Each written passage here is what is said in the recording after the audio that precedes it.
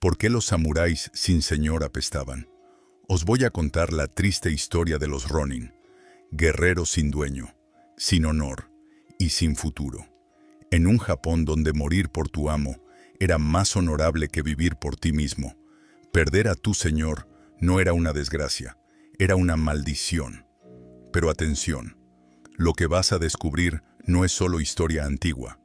Vamos a explorar la verdad detrás del Bushido, compararla con la película El último samurái y ver cómo este código sobrevivió hasta la Segunda Guerra Mundial, en hombres que se negaron a rendirse.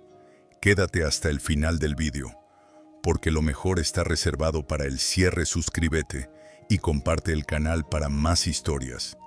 En Último Imperio.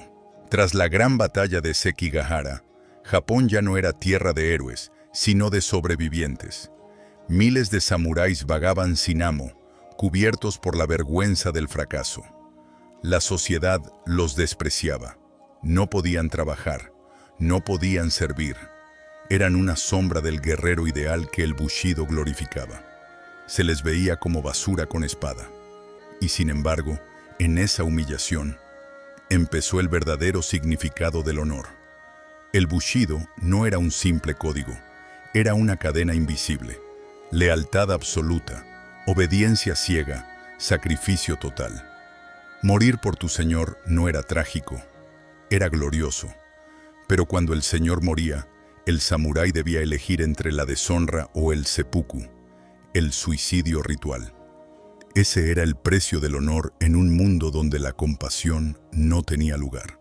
Los Ronin no eran solo soldados sin amo, eran un recordatorio incómodo de lo que el Bushido no podía explicar. ¿Qué pasa cuando la lealtad ya no tiene a quién servir? Mientras los clanes poderosos construían castillos y alianzas, estos hombres sobrevivían vendiendo su espada o su alma. Algunos se convirtieron en mercenarios, otros en bandidos, pero todos cargaban con el mismo pecado: estar vivos cuando deberían haber muerto. Tokugawa Ieyasu toma el poder. Japón se cierra. Los samuráis que alguna vez dominaron los campos de batalla son ahora burócratas con espadas decorativas.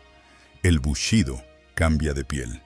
Ya no es el código del guerrero, sino el ideal de una nación domesticada. Con el tiempo, el Bushido se vuelve poesía. Los eruditos lo embellecen, los poetas lo idealizan, los políticos lo utilizan. Lo que nació en la guerra se convierte en un mito. Una historia contada por los vencedores para mantener la obediencia de los vencidos. El honor ya no se vive, se enseña. Y así, lentamente, el código se transforma en religión. Bajo la aparente paz del shogunato, el espíritu del samurái se marchita. El acero sigue brillando, pero ya no corta nada. Y cuando los barcos extranjeros se acerquen desde el horizonte, ese brillo será puesto a prueba una última vez. El honor o la supervivencia. Esa será la decisión final del Japón que despertará del sueño del Bushido. ¿Y si el final del Bushido no llegó con una guerra, sino con el sonido de un cañón? Durante siglos, Japón vivió encerrado en sí mismo, convencido de que nada más allá del mar podía desafiar su honor. Pero un día, el horizonte se volvió negro, y los samuráis descubrieron que el verdadero enemigo no siempre lleva una espada. Año 1853.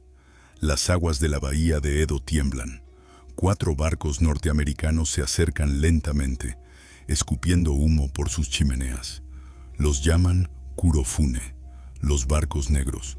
Para un país que no ha visto el exterior en más de 2 siglos, parecen bestias de otro mundo. Los cañones apuntan hacia las costas, y con ellos, una nueva era está a punto de empezar, a sangre y fuego.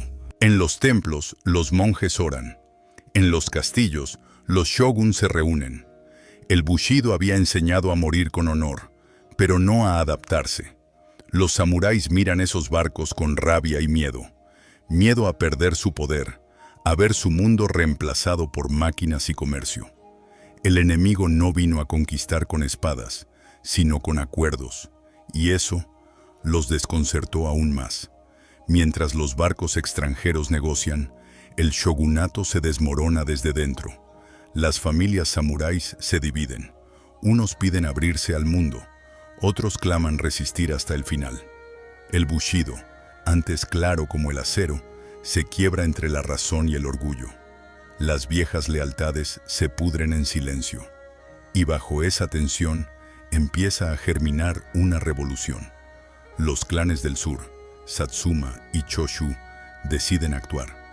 Sus guerreros ya no creen en el shogun, sino en un nuevo sueño: devolver el poder al emperador, no por fe, sino por supervivencia. Saben que el Japón del futuro no tendrá lugar para hombres con espadas.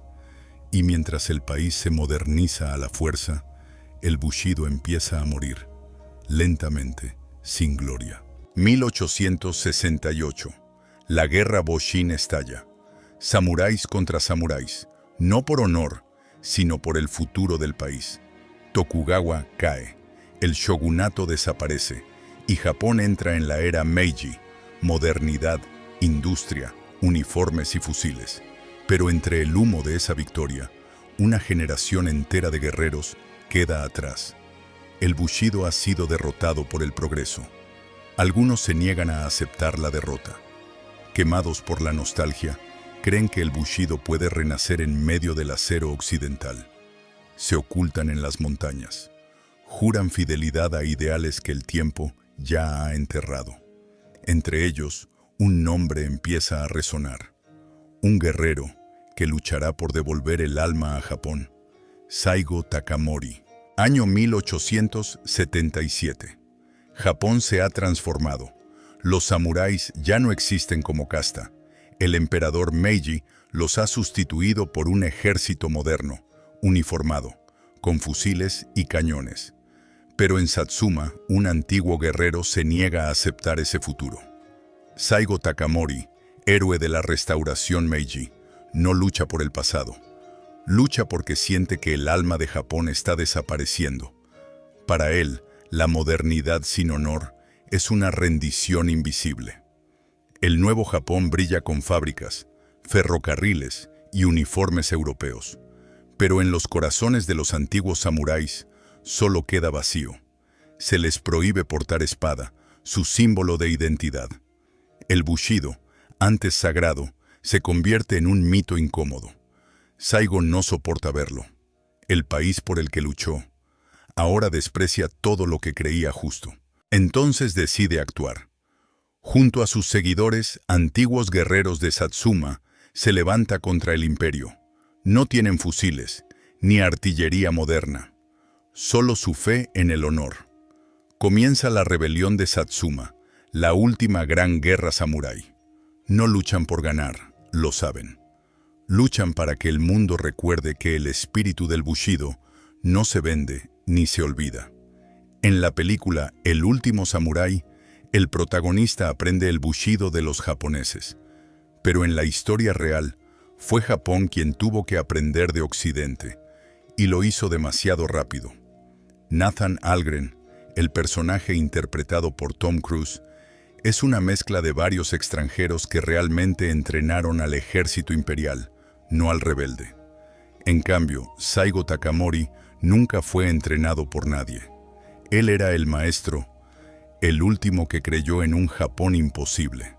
La madrugada del 24 de septiembre de 1877, la montaña de Shiroyama arde. Takamori y sus hombres son rodeados por las tropas imperiales. De 500 guerreros, apenas unos cuantos resisten. Cuando todo termina, el último samurái cae de rodillas frente al amanecer. Su cuerpo será destruido, pero su nombre quedará para siempre. Porque ese día, el bushido murió. Pero también nació su leyenda. Casi un siglo y medio después, Hollywood reconstruyó su historia. Cambiaron nombres, lugares y banderas, pero el alma seguía ahí. El último samurái no fue una historia sobre un extranjero que salva Japón. Fue una metáfora sobre un hombre y una civilización que se negaron a morir sin dejar una huella. El bushido había sobrevivido, pero transformado. Lo que una vez fue un código de honor personal se convirtió en obediencia ciega al Estado. Miles murieron siguiendo reglas que ya no entendían, generaciones moldeadas para un ideal que los superaba. Y entonces surge la pregunta que nos conecta con la siguiente historia. ¿Qué ocurre cuando un hombre decide vivir y morir por el Bushido, incluso cuando el mundo entero ha cambiado? En una isla del Pacífico, décadas después del fin de la Segunda Guerra Mundial, un soldado japonés sigue luchando. Él cree que la guerra no ha terminado y que su deber es mantenerse fiel hasta el último aliento. Su nombre, Hiroo Onoda. Su historia probará que el Bushido no murió. Simplemente encontró un último guerrero que se negó a olvidarlo. Lo veremos próximamente. En Último Imperio, Hiroo Onoda.